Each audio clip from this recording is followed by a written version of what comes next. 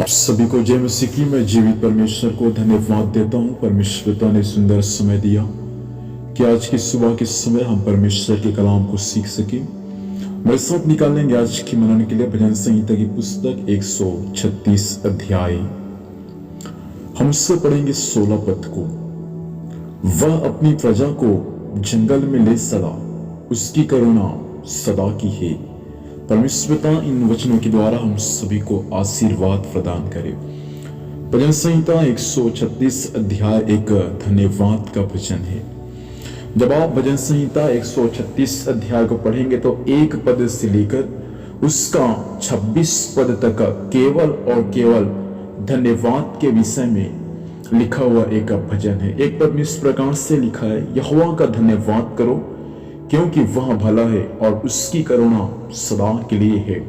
और जब आप नीचे को पढ़ते आएंगे तो हर पद में आपको ये बातें मिलेगा कि उसकी करुणा सदा के लिए है।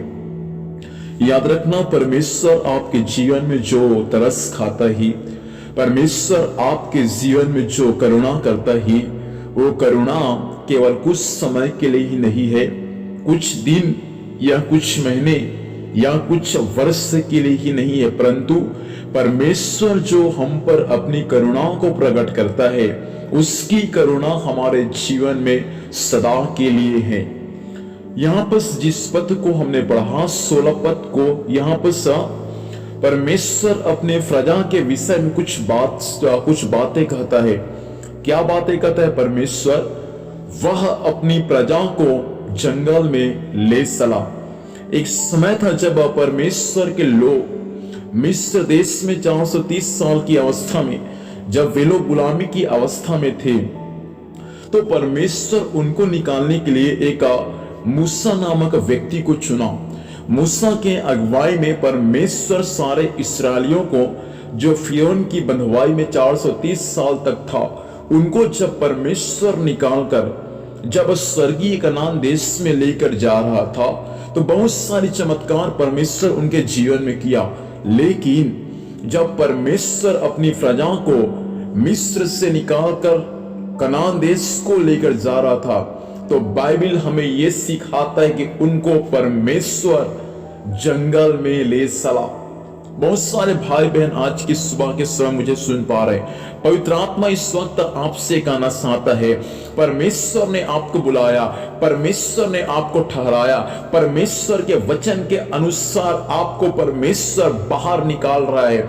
लगता है कि आपका जीवन जंगल के समान है, जैसा जंगल सुनसान है, जैसा जंगल में कोई मनुष्य नहीं रहता, जैसा जंगल सूखा और बिना उपजाऊ भूमि है, वैसा हो सकता है आप अपने जीवन में अनुभव करते होंगे।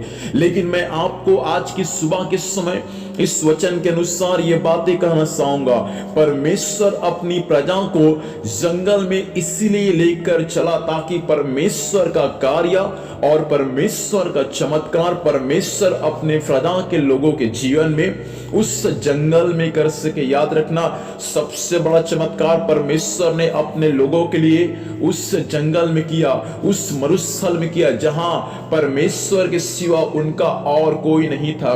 मैं आपसे कहना चाहूंगा, जिस राज्य में, जिस देश में, जिस नगर में परमेश्वर ने आपको रखा है, हो सकता है आप वहां अकेले होंगे, आपका साथ देने के लिए, आपका अगुवाई करने के लिए वहां भले कोई नहीं होगा, लेकिन पवित्र आत्मा आज की सुबह भाई आपसे कहना चाहता है, वहां आपका परमेश्वर है और वो परमेश्वर वहां आपके लिए, आपके विचारों से बढ़कर, आपके कल्पना से बढ़कर वे आपके लिए चमत्कार करेगा। आप यदि परमेश्वर के वचन पर विश्वास करने को तैयार हैं, तो इस सुबह के समय प्रभु यीशु मसीह आपसे कहना चाहता है, वे आपको इसलिए लेकर गया ताकि परमेश्वर का चमत्कार आपके जीवन, आपके परिवार और आपके सेवकाई में स्वर्ग से प्रकट हो जाए।